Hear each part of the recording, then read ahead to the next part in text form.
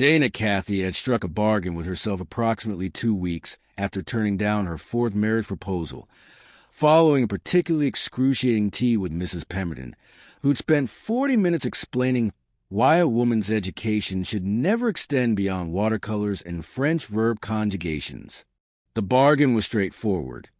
She would rather die unmarried than pretend to be less intelligent to secure a husband, and she would absolutely never, under any circumstances, allow herself to be paraded like prize livestock at her father's business dinners. This was a dangerous stance in Victorian England, where a woman with opinions was considered roughly as marriageable as a woman with plague. The unfortunate reality of this personal declaration was that Dana had spent the past 2 years watching every eligible bachelor in their social circle flock toward young ladies who smiled vapidly, never challenged anyone, and possessed the intellectual depth of a decorative teacup. It was maddening. Even more maddening was maintaining her composure whilst watching Steve Harmon, the Duke of Westwick, move through society season after season, always just out of reach. Welcome, my beautiful family, to today's story. I'm so grateful you're here with me. If you're new to our community or you've been here from the beginning, I want you to know how much your presence means. We're building something special together, a space where stories of resilience, love, and finding worth in a world that often overlooks us can flourish. We're on a mission to reach 1,000 subscribers, and I truly need your support to make that happen. If this story touches your heart, if these characters speak to something within you, please hit that subscribe button. Share this with someone who needs to hear that they're not broken, just beautifully real. Every single subscriber helps us grow this family. And together we're proving that there's an audience for stories about people who bloom in darkness, who refuse to be invisible, who find love not despite their scars, but because of their authentic courage. Your support means everything. Let's build this community together. Now, let's get into the story. Steve Harmon. Even thinking his name caused Dana's foolish heart to perform gymnastics that would qualify for a traveling show. She'd fallen completely, irrevocably, absurdly in love with him during a charity auction 2 years prior, where he'd actually conversed with her for nearly 15 minutes about the social reform she'd been studying. 15 magnificent minutes during which he'd listened to her, genuinely listened, and discussed workers' rights with real interest, not the condescending patience most men display when obligated to acknowledge women's thoughts. Then Lady Caroline Ashford had glided past in a gown that likely cost more than a year's wages for a factory worker, and Steve had excused himself with impeccable manners. Dana had watched him escort Caroline to the refreshment table, then dance with the ethereal Miss Louisa Crawford, then speak with that season's reigning beauty, Lady Margaret Westfield. She'd understood the lesson perfectly. A duke didn't notice plain-spoken girls who read political philosophy and questioned everything. That had been 2 years ago. 2 years of observing Steve from across crowded rooms. 2 years of seeing him surrounded by England's most exquisite women.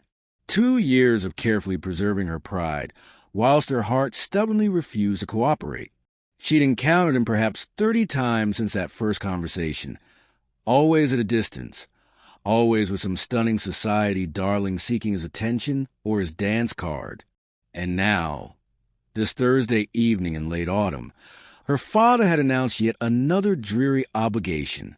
A most crucial guest for dinner tonight, my dear, Charles Shores had declared over lunch, his tone implying this was somehow distinct from the endless procession of merchants and politicians who'd been invading their dining room for as long as Dana could remember.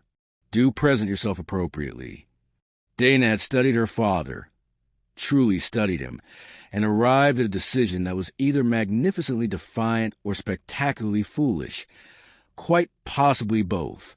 She was finished with appropriate gowns that compressed her lungs until breathing became a conscious effort, finished with having her hair tortured into elaborate constructions that triggered headaches, finished with smiling pleasantly at her father's associates whilst they pontificated about subjects they assumed she couldn't possibly comprehend.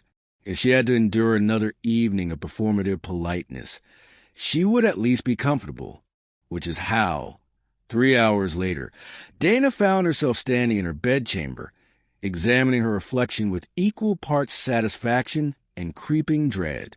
The dress she'd selected was catastrophic, a faded burgundy nightmare that had been banished to the wardrobe's darkest corner 2 years earlier, after her stepmother had proclaimed it absolutely inappropriate for anything except perhaps cleaning stables. It draped on her figure like a flour sack that had lost all ambition. The color made her complexion look vaguely consumptive. Ideal. Her hair she'd attempted to arrange herself, dismissing her maid with claims of wanting solitude. The outcome was, well, it was partially pinned and partially tumbling loose, creating an impression that could generously be described as just survived a carriage accident, or less generously as hasn't encountered a hairbrush in weeks. She'd omitted jewelry completely. No gloves, no shawl, nothing suggesting she'd invested any effort whatsoever into her appearance. Bridget, her maid, had actually made a small sound of distress upon seeing her. "Miss Dana, you cannot possibly, Mrs. Shores will." Mrs. Shores will recover, Dana had said firmly, sweeping past her toward the corridor. "I'm modestly covered, aren't I?" Nothing improper, merely unremarkable. That had been the objective. Unremarkable, forgettable, so thoroughly mediocre that whatever important guest was dining with them would barely register her existence.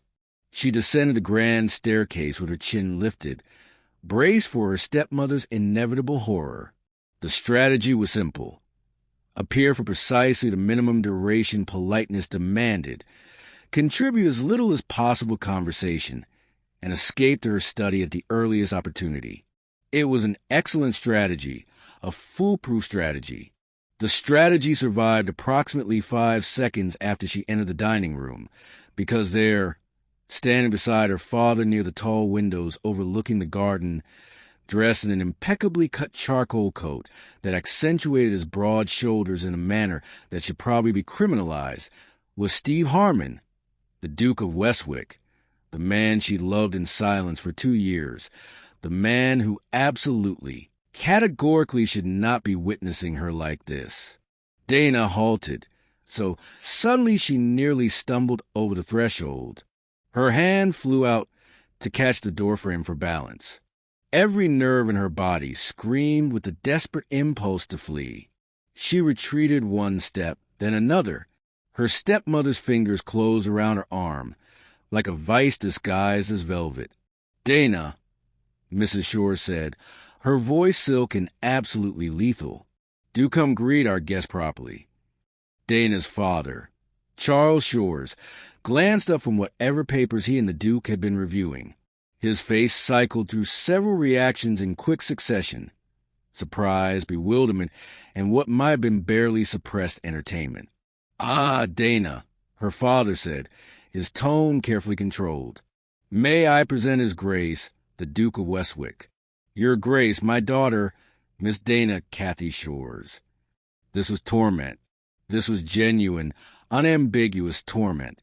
Steve turned toward her, and Dana observed his expression with the resigned calm of someone watching their own public humiliation unfold.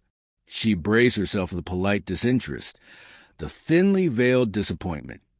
Perhaps even a trace of pity for Charles Shore's unfortunate daughter, who apparently dressed herself without benefit of mirrors or daylight. What she witnessed instead stole the breath from her lungs. Steve Harmon was gazing at her with unconcealed fascination. His dark eyes, she'd forgotten how remarkably dark they were, like polished mahogany in firelight, swept over her disheveled state, not with revulsion or disappointment, but with something that resembled pure wonder. One side of his mouth lifted in a smile that transformed his typically serious demeanor into something warm and authentic and absolutely devastating. "Miss Shores," he said, his rich voice carrying a note of warmth that sent electricity down her spine. He stepped forward and bowed, a genuine bow, not the cursory nod most gentlemen offer to unmarried ladies they deemed unworthy of effort. What an unexpected pleasure. Unexpected. That was certainly one word for it. Dana's mind frantically sorted through her limited options. She could faint. No. Too theatrical. Claim sudden illness. No. Too transparent. Simply stand here and pray for the floor to mercifully swallow her whole?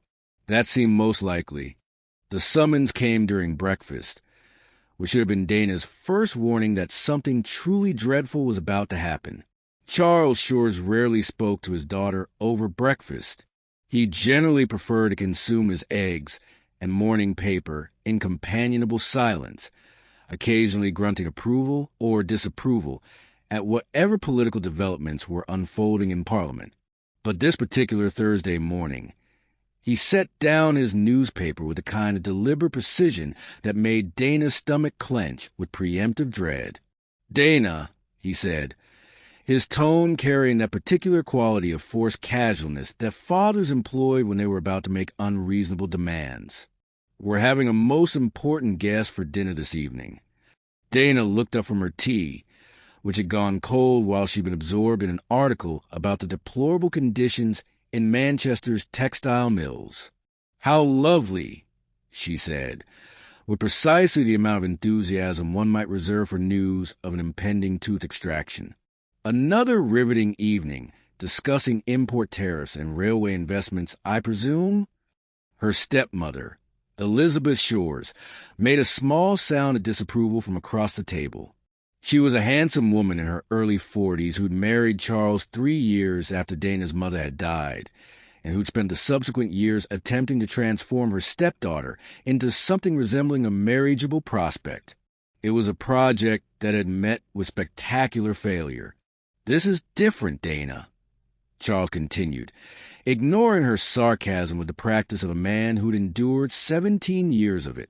"This guest is, well, he's extraordinarily influential. The dinner must go perfectly." "Which means," he paused, and Dana watched with grim fascination as he steeled himself for what came next, "which means I need you to make an effort." There it was, the request that invariably preceded some fresh social humiliation. "I always make an effort, Father," Dana said sweetly. "I make an effort to be honest, to be myself, to engage in meaningful conversation, rather than simpering like a trained." "What your father means," Elizabeth interjected smoothly, "is that we need you to present yourself appropriately. Wear something elegant. Perhaps the green silk we had made last season, and the family emeralds." "Yes, definitely the emeralds. The family emeralds. Good Lord. The wretched things hadn't been removed from their velvet case in nearly 2 years, not since the disastrous dinner party where Dana had accidentally, though some might argue deliberately, appended an entire tureen of soup into the lap of a particularly odious baron who'd been explaining why women shouldn't concern themselves with reading newspapers. The emeralds had survived that evening. The baron's dignity had not. "The emeralds," Dana repeated flatly. "You want me to wear the family emeralds for a dinner with one of Father's business associates." "He's not merely a business associate," Charles said, and there was something in his voice that made Dana look at him more closely. He seemed nervous. "Charles Shores, who built a shipping empire through sheer force of will and strategic brilliance, who negotiated contracts with men twice his size and half his scruples, looked genuinely anxious. This connection could be, well, it could be quite beneficial for our family, for you particularly." And there it was, the unspoken implication that hung in the air like smoke from a dying fire. This wasn't just dinner. This was another attempted matchmaking scheme, another parade of Dana before some eligible gentlemen, in hopes that one of them might be desperate or foolish enough to propose. Something cold and rebellious crystallized in Dana's chest. She set down her teacup with exaggerated care. "Of course, Father. I'll make every effort to dress appropriately for your important guests." Charles visibly relaxed. "Excellent. 7 o'clock sharp. And Dana, please try to be agreeable." "I'm always agreeable," Dana said, rising from the table with what she hoped looked like dutiful compliance. "When have I ever been anything but utterly charming?" She swept from the dining room before either of them could answer that thoroughly rhetorical question, her mind already churning with possibilities. The emeralds, the green silk, another performance of the accomplished young lady, designed to attract a husband she didn't want to impress a man she'd never met. No, she was done with performances, done with coercing herself, literally and figuratively, into shapes that pleased everyone except herself. If her father wanted her dressed appropriately for his precious dinner guest, she'd dress appropriately, just not in the way he imagined. By the time Dana reached her bedchamber, a plan had formed with the clarity of fresh ice on a winter pond. If she had to endure another evening of being assessed like horseflesh at auction, she'd do it on her own terms. She wore the most inappropriate, unflattering, absolutely disastrous dress she owned. She'd eschew the emeralds entirely. She'd present herself as exactly what she was, a woman who refused to be packaged and prettied for masculine approval. Let her father's important guests see her as she truly was, unpolished, unimpressed, and utterly unavailable for whatever matrimonial schemes were being hatched over port and cigars. It was perfect. It was rebellious. It was possibly the most liberating decision she'd made in years. It was also, though she couldn't possibly know it yet, about to become the worst and best mistake of her entire life.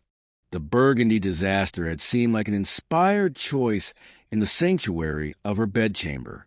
Now, standing outside the dining room with her hand on the door handle, Dana was beginning to suspect she confused inspiration with temporary insanity. Through the heavy oak door, she could hear the low murmur of masculine voices, her father's measured tones, and another voice, deeper and unfamiliar, discussing something about shipping routes to the Orient. Just another tedious merchant, she told herself. Just another evening of forced pleasantries with a man who viewed her as either a decorative addition to a business arrangement or an unfortunate obstacle to a cigar and brandy. She could endure this. She'd endured worse. She pushed open the door. The first thing she noticed was the light.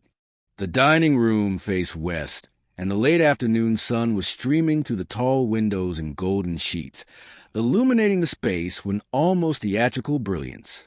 It made the polished mahogany table gleam, caught the crystal decanters on the sideboard, and absolutely, mercilessly highlighted every terrible choice Dana had made regarding her appearance. The second thing she noticed was that her father was not standing with a merchant.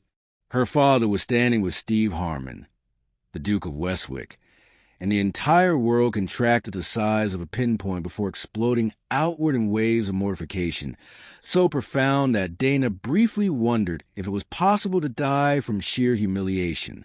Surely medical science had documented cases. Surely someone, somewhere, had simply ceased to exist from embarrassment. Steve turned at the sound of the door, and their eyes met across the expanse of her father's dining room with an impact that Dana felt in her bones. Those dark eyes, how had she forgotten their intensity?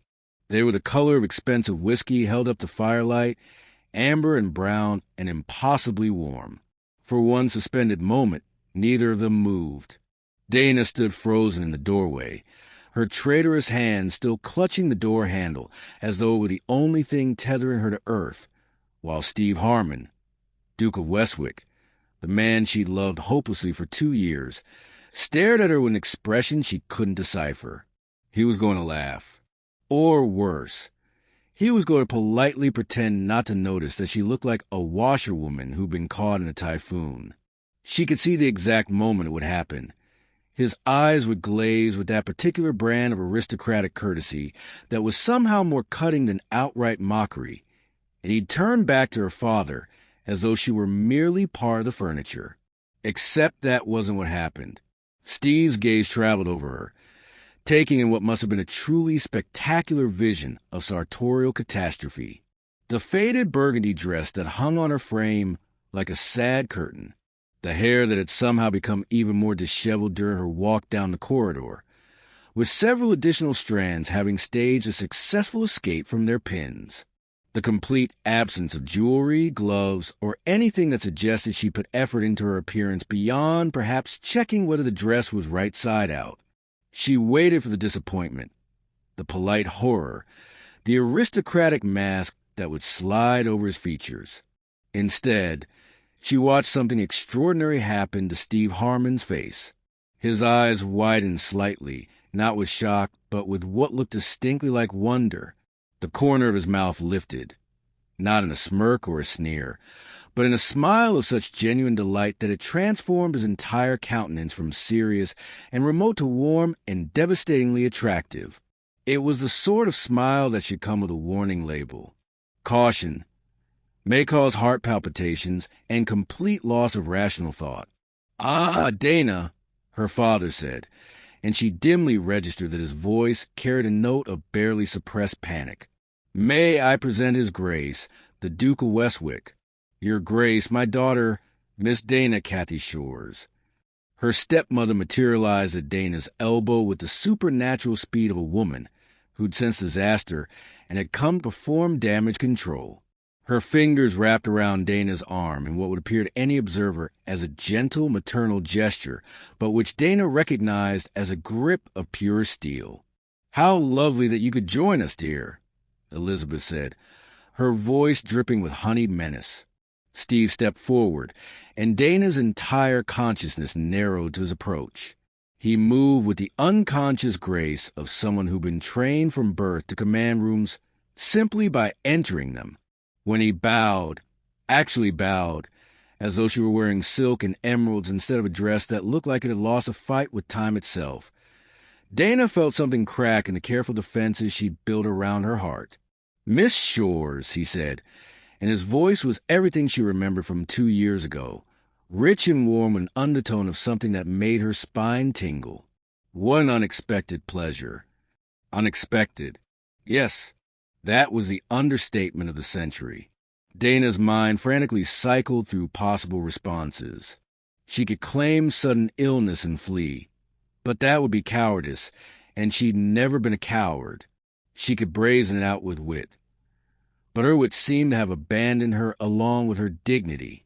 She could simply stand here and pray for a convenient lightning strike.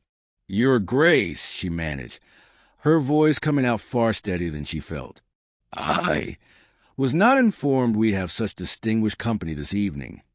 "A surprise for us all, I think," Steve said, and unless Dana was suffering from complete delusion brought on by acute embarrassment, that was amusement dancing in his eyes. Not mockery, genuine warm amusement, as though he'd just witnessed something unexpectedly delightful rather than a social catastrophe of epic proportions. This was going to be the longest dinner of her entire life. Dinner was served with all the ceremonial precision of a military operation, which was fitting because Dana felt very much like a soldier heading into battle armed with nothing but a soup spoon and rapidly depleting reserves of dignity. Elizabeth had orchestrated the seating arrangements with the strategic brilliance of a general positioning troops, which meant Dana found herself directly across from Steve Harmon, while her father occupied the head of the table, and her stepmother hovered at the other end like a well-dressed sentinel. The first course arrived, a delicate consommé that Dana stared at with a grim realization that she was going to have to eat it, while Steve Harmon watched her from approximately 3 feet away. She picked up her spoon with what she hoped resembled composure, and definitely wasn't a hand that trembled slightly. "I understand you're an avid reader, Miss Shores," Steve said, and Dana nearly dropped the spoon into her lap. He was speaking to her, voluntarily, without being prompted by her father's desperate attempts at conversation. "I read," she said carefully, which was possibly the most insipid response she'd ever produced. She watched her stepmother's face tighten with barely concealed horror at her conversational inadequacy. "What are you reading currently?" Steve asked, and there was genuine interest in his voice, not the patronizing tone most men use when forced to acknowledge that women possess literacy. Dana could have lied, should have lied, probably, should have claimed she was reading poetry, or perhaps a novel of impeccable moral character. Instead, she found herself saying, an essay by John Stuart Mill on political economy, though I suspect that's not the sort of reading material you were expecting. Her father made a strangled sound that might have been a suppressed cough, or possibly a soul leaving his body. Elizabeth's smile had frozen into something that resembled a grimace. But Steve leaned forward slightly, his eyes brightening with unmistakable interest. Mill's principles? He asked. What do you make of his arguments regarding the distribution of wealth? And just like that, Dana forgot she was wearing a dress that looked like it had been fashioned from old curtains. She forgot that her hair was actively attempting to escape its pins in real time. She forgot everything except the fact that Steve Harmon, Duke of Westwick, was asking her opinion on political economy, as though he actually cared what she thought. I think he's partially correct about the importance of education and economic mobility, she said, warming to the subject. But he rather conveniently overlooks the structural barriers that prevent most people from accessing that education in the first place. It's rather easy to pontificate about merit and hard work when one is born into circumstances that ensure success. She watched Steve's face, waiting for the moment when he'd realize she just essentially criticized the entire aristocratic system of which he was a prime beneficiary, waiting for him to retreat into offended dignity or condescending platitudes about how the lower classes simply needed to work harder. Instead, he smiled, not a polite smile, a real one that crinkled the corners of his eyes and made him look years younger. That's precisely the weakness in his argument, he said.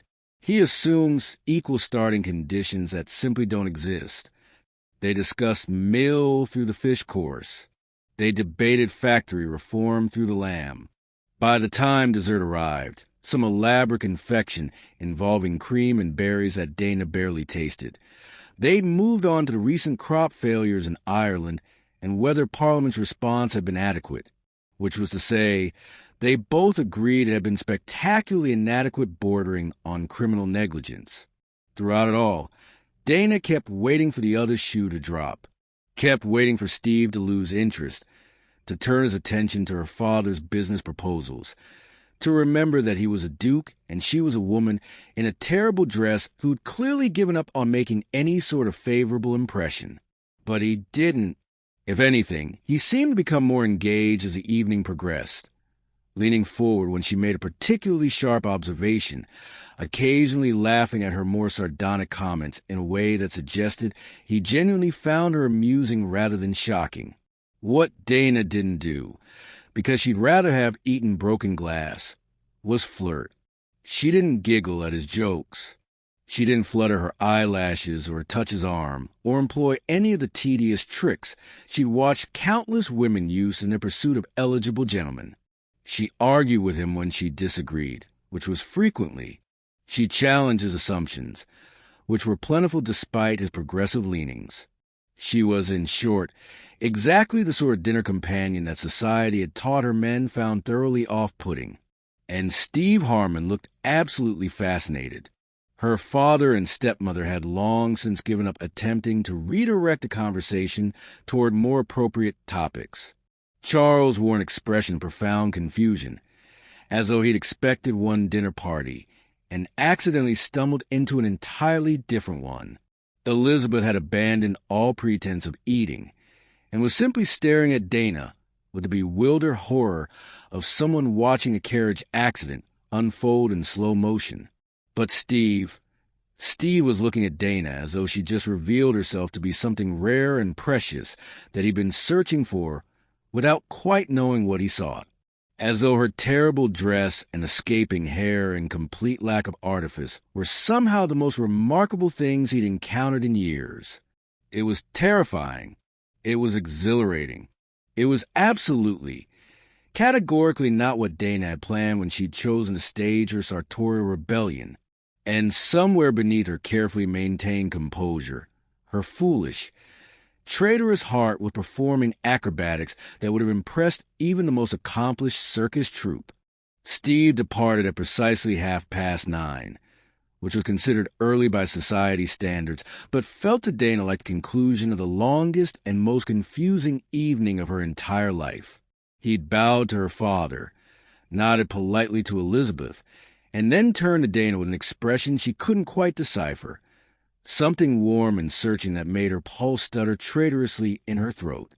"Thank you for a most enlightening evening, Miss Shores," he'd said, his voice carrying that same note of genuine warmth that had threaded through their entire dinner conversation. "I cannot recall when I've enjoyed a discussion more thoroughly." Then he was gone, swept away into the night in his undoubtedly expensive carriage, leaving Dana standing in the foyer with a sinking sensation that she'd just experienced something extraordinary and simultaneously ruined it completely. The explosion came approximately 30 seconds after the front door closed. "What?" Charles Shore said, his voice tight with barely controlled fury. "Was that?" Dana turned to face her father, who'd gone an alarming shade of red that suggested either imminent apoplexy or volcanic eruption. Elizabeth stood beside him, her face arranged in an expression of such profound disappointment that it could have been framed and hung in a gallery as a cautionary tale about wayward stepdaughters. "That was dinner, Father," Dana said, aiming for lightness and achieving something closer to defensive exhaustion. "That was a catastrophe," Charles snapped. "That was the most mortifying display I have witnessed in 17 years of being your father. The Duke of Westwick, Dana, comes to our home, and you present yourself looking like a scullery maid who's been dragged backwards through a hedge, and then, as though that weren't sufficiently appalling, you spend the entire evening arguing with him about politics and economics, as though you were men's club debating society." "He seemed to enjoy the conversation," Dana said quietly, though even as the words left her mouth, she wondered if she'd imagined the warmth in Steve's eyes, the genuine interest in his questions. Perhaps he'd simply been exercised in the exquisite manners of a duke forced to endure a tedious evening with an unsuitable woman. "Enjoy!" Her father's voice climbed towards something that might generously be called a restrained shout. "He was being polite, Dana. Dukes are always polite, even when they're being subjected to the most inappropriate behavior imaginable. Do you have any idea what you've cost this family tonight?" Dana felt something cold settle in her chest, heavy and immovable as stone. "What I've cost?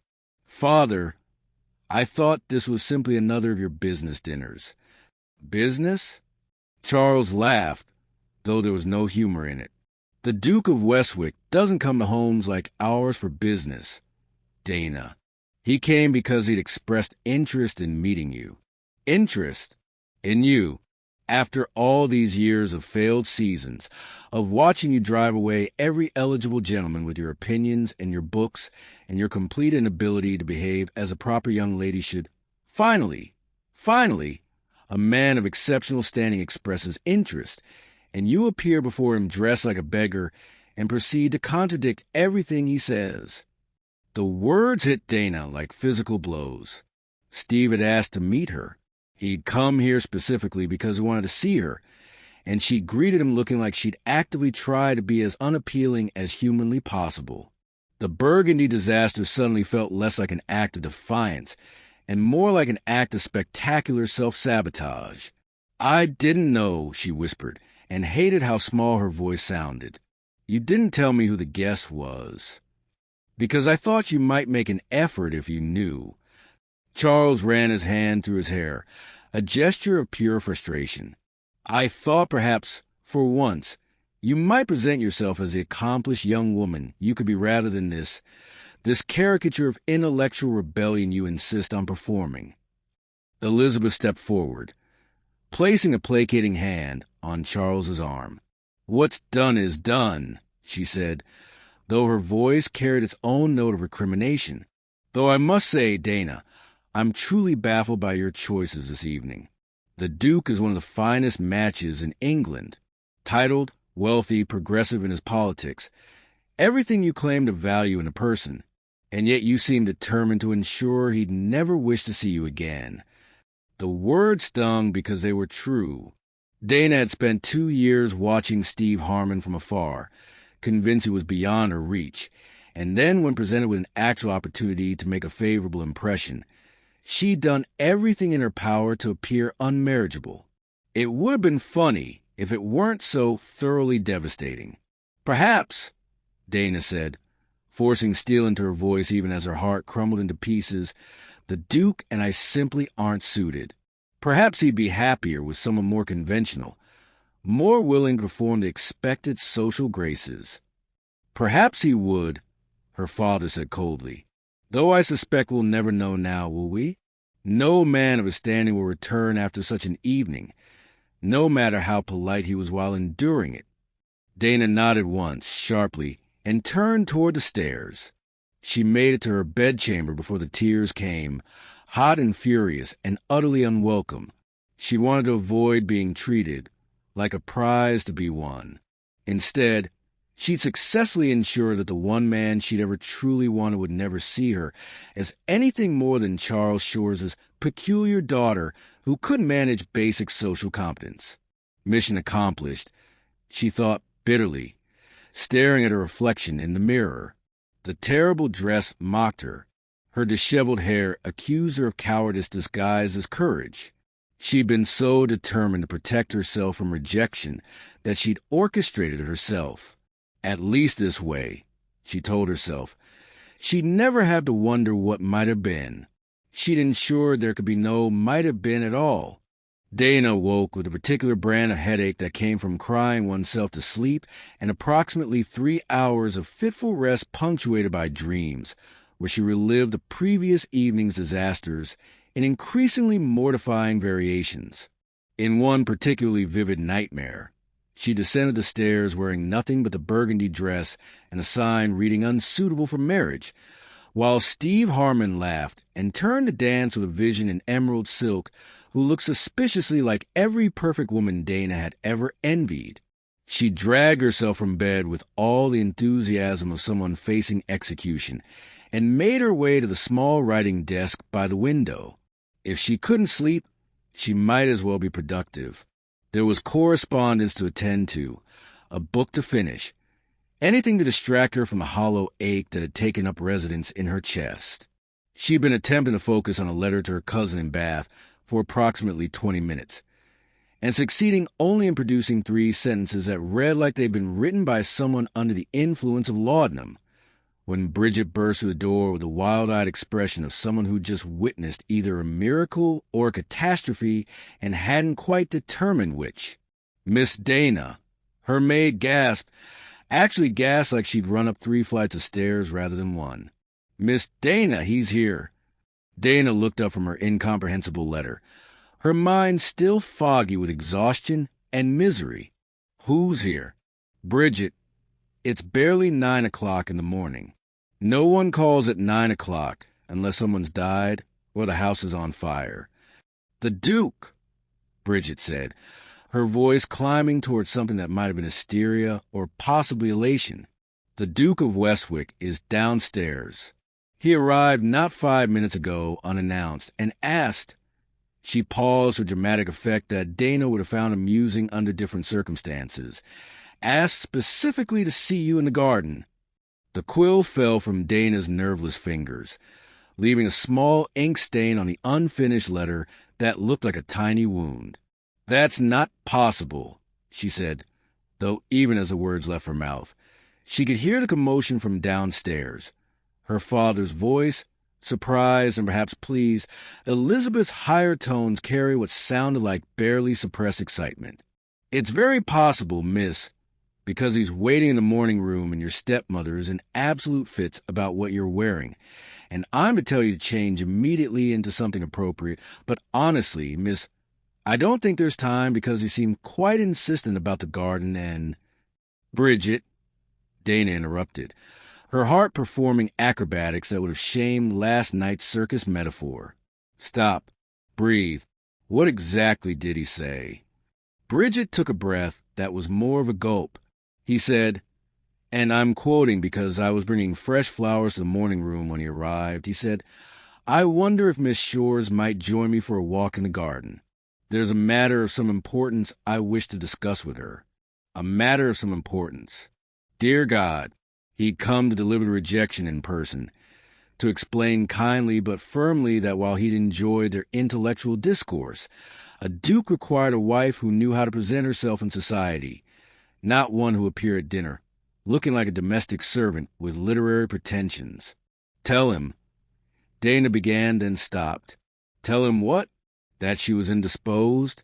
That she'd fled to Bath overnight? That she'd joined a convent and taken a vow of silence? All options that were simultaneously tempting and utterly cowardly. Miss Dana, you have to go down, Bridget said more gently now. He came all this way. And between you and me, I've never seen a gentleman look quite so determined. It's not the expression of a man who's come to deliver bad news. Dana wanted to believe that. Desperately wanted to believe that Steve's early morning appearance meant something other than a polite dismissal delivered with aristocratic grace. But hope, she'd learned, was a dangerous thing that inevitably led to disappointment. Still, she found herself rising from the desk, smoothing down the simple morning dress she'd pulled on after waking, a pale blue cotton that was at least clean and appropriately fitted, even if it lacked any sort of ornamentation. Her hair was in a simple braid down her back, no elaborate styling, no pretense. If Steve was here to reject her, he might as well do it while looking at the real Dana Shores, not some hastily assembled approximation of what society expected. Do I look presentable? She asked Bridget, who was already fussing with the collar of her dress. You look like yourself, miss, Bridget said, which was either the highest compliment or a diplomatic way of saying she looked exactly as unremarkable as always. Now go, before your stepmother comes up here and tries to squeeze you into the green silk. Dana descended the stairs with legs that felt distinctly unreliable, as though they might mutiny at any moment and send her tumbling down in a heap of cotton and terror. She could hear voices from the morning room, her father's jovial tone suggesting he'd completely forgotten last night's fury, Elizabeth's carefully modulated replies that indicated she was already planning the wedding breakfast. They were all going to be so disappointed when Steve explained that he'd simply come to let her down gently. She paused at the doorway to the morning room, took a breath that did nothing to steady her racing heart, and stepped inside. Steve stood by the window overlooking the garden, his back to her, dressed in riding clothes that suggested he'd come directly from his estate without bothering with the formal attire morning call would typically require. When he turned at the sound of her entrance, his face lit with an expression that made Dana's carefully constructed defenses crumble like ancient parchment. That wasn't the expression of a man who'd come to deliver rejection. That was the expression of a man who'd been waiting for something important and had just found it. Miss Shores, he said, and his voice carried the same warmth from last night, but now it was underlaid with something that sounded remarkably like nervous anticipation. Thank you for seeing me. I hope I haven't called too early, but I found I couldn't wait any longer. Might we walk in the garden?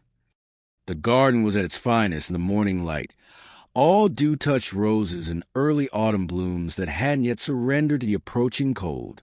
Dana barely noticed any of it. Her entire awareness had contracted to the man walking beside her down the gravel path, close enough that she could hear his breathing, far enough that propriety was technically maintained even without a chaperone hovering behind them like an anxious ghost.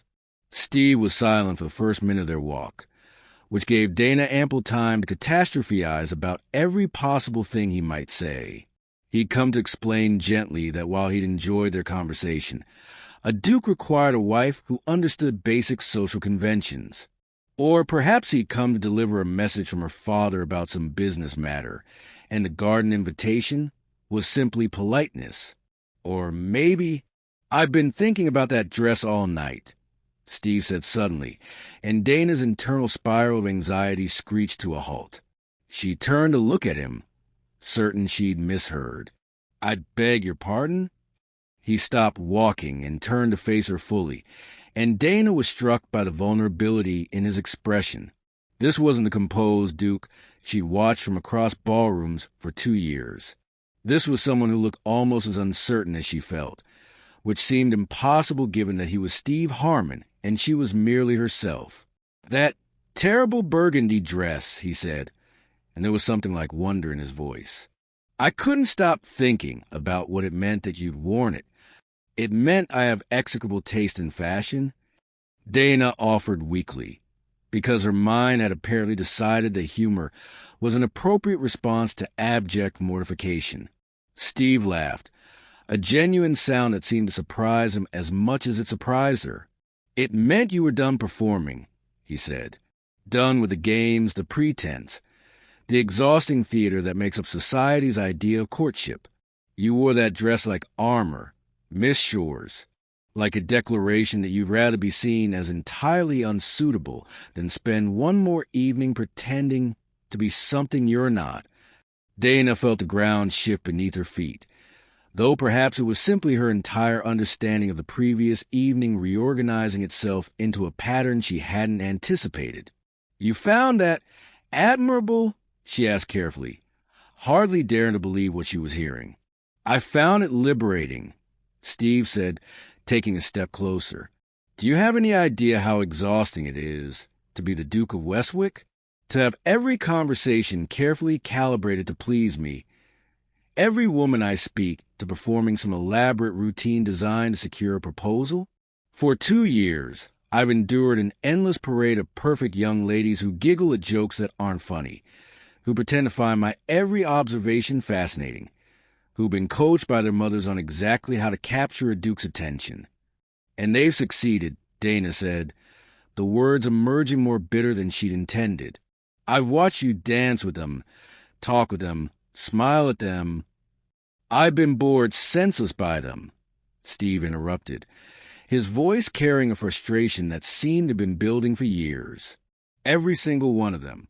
Do you know what it's like to have a conversation where you can predict every response? Where you know the woman you're speaking to isn't actually engaging with what you're saying, but rather calculating how a reply will be received?"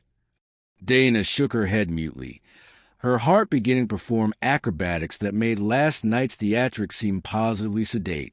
"I've thought about you constantly since that charity auction 2 years ago," Steve continued, the words tumbling out now as though he'd been holding them back too long. "That conversation we had about workers' rights and reform. You didn't agree with everything I said. You challenged me, questioned my assumptions, forced me to defend positions I'd never properly examined. It was the first genuine conversation I'd had in months, possibly years. And then you disappeared into the crowd, and I spent the rest of the evening looking for you, only to watch you leave early with your father." "You looked for me?" The words came out barely above a whisper. "I've been looking for you at every event since," Steve said, and there was such raw honesty in his face that Dana felt her carefully constructed defenses crack and crumble. "But you were always at the periphery, always observing from a distance. I convinced myself you weren't interested, that I'd imagined the connection. And then your father mentioned he had a brilliant daughter who read political philosophy, and I practically invited myself to dinner, because I had to know if it was you." "You asked to meet me," Dana said, remembering her father's words from last night with new understanding. "My father said you'd expressed interest." "I didn't just express interest, Miss Shores. I practically begged for an introduction." Steve ran a hand through his hair, disrupting its careful styling in a way that made him look younger and infinitely more approachable. "And when you walked into that dining room last night in that appalling dress with your hair falling down and absolutely no pretense whatsoever, do you know what I thought?" Dana shook her head, not trusting her voice. "I thought, there she is, the real woman I spoke to 2 years ago, not performing, not pretending, not trying to impress me, just brilliantly, defiantly herself." He took another step closer, near enough now that Dana could see the flecks of gold in his dark eyes. "That dress was the bravest thing I've seen in years. It told me you were done with the games, that you valued authenticity over approval. It told me you might be as tired of this ridiculous social theater as I am. I was trying to be forgettable, Dana admitted, her voice shaking slightly. I thought you were just another of my father's business associates. I wanted to be so unremarkable that you'd barely notice me. Well, Steve said, his mouth curving into that devastating smile, that plan failed spectacularly, because I haven't been able to think about anything else since. Dana stared at Steve, her mind struggling to reconcile 2 years of assumptions with the reality standing before her in disheveled riding clothes, looking at her like she was something precious he'd been searching for and had finally, miraculously found. The morning sun caught in his dark hair, illuminating threads of auburn she'd never noticed before, and she had the absurd thought that this couldn't possibly be real, that she'd wake any moment in her bed with tears still drying on her face. I don't understand, she said finally, because honesty seemed to be the theme of this extraordinary morning, and she was too emotionally exhausted for pretense. You're the Duke of Westwick. You could have anyone, any of those perfect women you mentioned. Women who know how to dress appropriately and arrange their hair, and say exactly the right things at exactly the right moments. Why would you possibly want someone like me? Steve's expression softened into something that made Dana's breath catch. Because I don't want perfect, Miss Shores. I want real. I want someone who will tell me when I'm being an arrogant fool, which I suspect I am with alarming frequency. I want someone who reads political philosophy and has opinions about everything and isn't afraid to argue with me when I'm wrong. I argue with you quite often, Dana pointed out, her voice wavering between hope and disbelief. I know, Steve said, and he was smiling now, that warm, genuine smile that transformed his entire face. It's one of my favorite things about you. Do you know how rare it is to meet someone who treats you like a person rather than a title? Who engages with your ideas rather than simply agreeing with everything you say because you're a duke? I imagine it's about as rare as meeting someone who values what you think rather than simply how you look, Dana said quietly, and watched something like understanding pass across his features. We've both been performing for an audience that doesn't care about anything real, haven't we? Steve said. You, pretending to be less intelligent than you are, or hiding behind terrible dresses to avoid being judged solely on your appearance. Me, playing the role of the eligible duke whilst dying of boredom inside. I wasn't pretending last night, Dana said. That was just me, tired and defiant, and done with trying to be something I'm not. I know, Steve said softly. That's what made it perfect. He reached out slowly, giving her time to step away as she wished, and took her hand in his. His fingers were warm, slightly rough in a way that suggested he actually did things with his hands rather than simply ornamental aristocratic posturing. Dana looked down at their joined hands and felt something fundamental shift in her understanding of what was possible.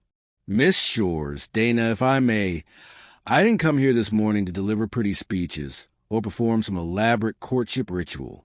I came because I couldn't wait another day without telling you the truth. He paused, and Dana watched his throat work as he swallowed, nervous in a way that made him infinitely more real than the distant duke she'd admired from afar. I'm not asking you to marry a duke. I'm asking if you consider spending your life a man who finds your brilliance intoxicating, your honesty refreshing, and your terrible taste in dresses somehow endearing. Dana felt tears prick at her eyes, though these were entirely different from the ones she cried last night. That's not a very romantic proposal, she said, though her voice was thick with emotion that rather undermined the criticism. I know, Steve admitted, his thumb tracing gentle circles on the back of her hand. I'm rather terrible at this, which is ironic given how many women have apparently been angling for me to propose. But I don't want the sort of marriage where we perform for each other, where I'm the duke and you're the duchess, and we spend our lives maintaining appearances. I want a partner, Dana, someone who'll challenge me, argue with me, tell me when I'm being insufferable. Someone who will read beside me in the library and debate politics over breakfast and never, ever pretend to be less than she is. That sounds exhausting, Dana said, But she was smiling now, tears spilling over despite her best efforts to maintain composure. "It sounds like the only kind of marriage worth having," Steve replied. He squeezed her hand gently. "I'm not offering you a title or a position in society, though those come with the arrangement whether we like it or not. I'm offering you myself, flawed, occasionally arrogant, frequently wrong about things, but absolutely certain about this. I want to spend my life with someone who sees me as Steve, not as the Duke of Westwick. And I want to see you, truly see you, every day for the rest of our lives." Dana looked at him, really looked at him, and saw not the untouchable Duke she'd watched from across ballrooms, but a man who was nervous and hopeful and vulnerable in a way that made her heart ache with tenderness.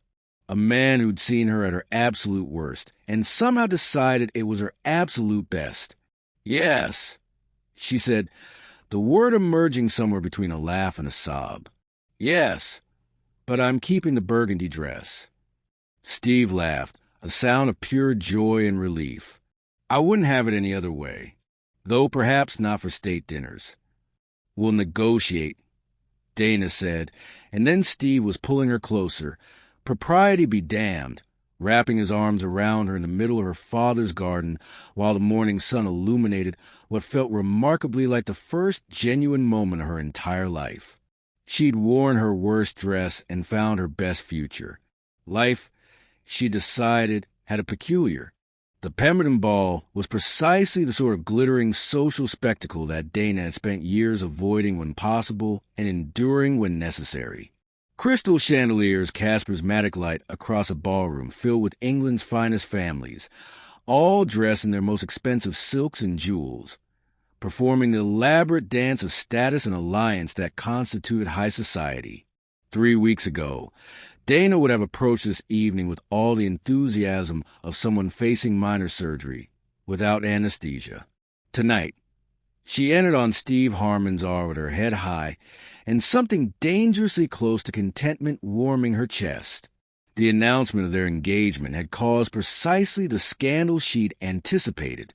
Half of society claimed they'd seen it coming all along, conveniently forgetting they'd spent years suggesting Dana Shores was far too peculiar to ever secure a suitable match.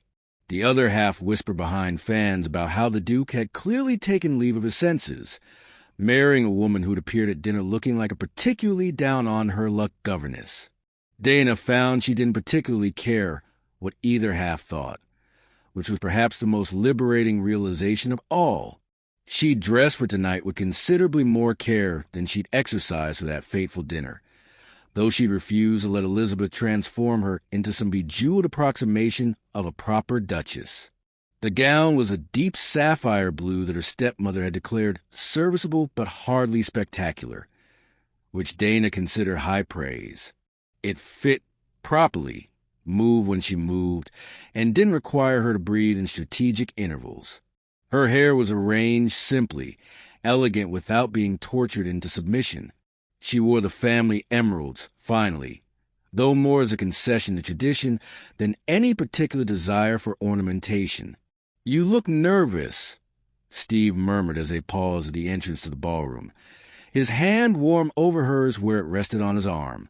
"I'm not nervous," Dana lied, watching heads turn their direction with expressions ranging from curiosity to barely concealed judgment. "I'm simply calculating how many of these people are currently speculating about whether you've suffered a head injury." Steve laughed. That genuine sound she'd come to treasure over the past 3 weeks of courtship that felt nothing like the sterile formal rituals she'd witnessed other couples endure. "At least half, I'd imagine. Shall we give them something more interesting to discuss?" Before Dana could ask what he meant, Steve led her directly into the center of the ballroom, rather than toward the safer periphery where she typically lurked. Lady Pemberton materialized with the supernatural speed of a hostess who'd spotted the evening's most interesting guests, her expression carefully arranged into something between delight and calculating assessment. "Your Grace," she cooed, then turned to Dana with a smile that didn't quite reach her eyes. "And Miss Shores, how unexpected to see you here together. Is it Steve replied mildly, though there was steel beneath the politeness. "I'd think it rather expected, given that Miss Shores has agreed to become my wife. Though I suppose the unexpected part is that I've had the extraordinary good fortune to secure her acceptance." Lady Pemberton blinked, momentarily thrown by having the Duke frame his engagement as something he was fortunate to have achieved rather than something Dana should be grateful to receive. "Yes, quite. Well, congratulations to you both." As their hostess retreated, looking vaguely unsettled, Dana felt something warm unfurl in her chest. "You didn't need to do that," she said quietly. "Do what?" Steve asked, guiding her toward the refreshment table with the easy confidence of someone who'd navigated these social waters his entire life. "Frame it as though you're the lucky one. Everyone knows I'm the one who secured an advantageous match." Steve stopped and turned to face her fully, his dark eyes serious despite the festive atmosphere surrounding them. "Dana, I meant every word. You could have refused me. You could have decided that marrying a duke wasn't worth the scrutiny and the performance and the endless social obligations. The fact that you chose me anyway, chose this life with all its complications. I am the fortunate one." "We're both fortunate," Dana corrected, rising on her toes to speak closer to his ear. "Propriety be damned. Though I reserve the right to remind you of that statement when you're being insufferably ducal about something." "I'll look forward to it," Steve said, grinning. "Now, shall we dance? I believe it expected, and I'm told you waltz adequately when you're not actively trying to be invisible." "Adequately?" Dana raised an eyebrow. "I'll have you know I waltz excellently. I simply chose not to demonstrate this skill when surrounded by people I found tedious." "Another reason to appreciate your terrible dress," Steve said as he led her onto the dance floor. "It revealed exactly how you felt about the whole enterprise." As they took their positions and the music began, Dana was acutely aware of the eyes watching them. Society matrons calculating the political implications of the match. Young ladies who'd set their sights on the Duke, now reassessing their prospects. Men who dismissed her as too opinionated, now forced to acknowledge her as the future Duchess of Westwick. 3 weeks ago, the weight of all that attention would have made her want to flee to the nearest library and hide behind a volume of political philosophy. Tonight, with Steve's hand warm at her waist and his eyes fixed on her with unmistakable affection, she found she could weather it. More than weather it. She could actually enjoy it, because she wasn't performing for any of them. She was simply dancing with the man she loved, dressed comfortably in a gown that allowed her to breathe, being exactly herself. "You're smiling," Steve observed as they turned in time with the music. A genuine smile, not the polite grimace you typically reserve for social occasions. "I'm happy," Dana admitted, the words feeling strange and wonderful in her mouth. "Surprisingly, improbably happy. Though I maintain that the burgundy dress deserves credit for this entire situation. The burgundy dress will be honored in perpetuity," Steve promised solemnly, though his eyes were dancing with amusement. "Perhaps we'll have it framed. A monument to the courage of terrible fashion choices. And to the wisdom of men who can see past them," Dana added. "To authenticity," Steve said, pulling her infinitesimally closer than was strictly proper, which is always in fashion, regardless of what one wears. As they continued to dance, Dana caught sight of her father standing at the edge of the ballroom, watching them with an expression of bemused pride. Elizabeth stood beside him, looking as though she still couldn't quite believe her peculiar stepdaughter had secured the match of the season. Across the room, she noticed several young ladies watching with expressions she recognized, the same longing she carried for 2 years, watching Steve from a distance and believing herself invisible. She wanted to tell them what she'd learned, that the right person wouldn't require them to diminish themselves, wouldn't need them to perform or pretend or compress themselves into acceptable shapes. That authenticity, however terrifying, was the only foundation for real connection. that sometimes your worst dress led to your best future. But they haven't discovered that truth themselves, just as she had, through fear and defiance and the unexpected grace of being seen exactly as you were and loved not despite it, but because of it. And so Dana Kathy Shores learned that sometimes the worst decisions lead to the best outcomes, that authenticity requires more courage than any elaborate performance, and that the right person will see your terrible burgundy dress not as a disaster, but as a declaration of truth. Her rebellion became her greatest asset, and her refusal to diminish herself became the very thing that captured a duke's heart. Love, it turns out, doesn't require perfection. It requires presence. It requires the courage to be seen as you truly are, flaws and disheveled hair and all. And sometimes it requires nothing more than the audacity to wear your worst dress to the most important dinner of your life. If you enjoyed Dana and Steve's unconventional love story, don't forget to subscribe so you never miss the next tale of courage, romance, and delightfully imperfect heroines finding their perfect match. The next story promises even more wit, heart, and unexpected twists, and you won't want to miss it. Subscribe now and let's continue this journey together. Your next favorite story is just around the corner.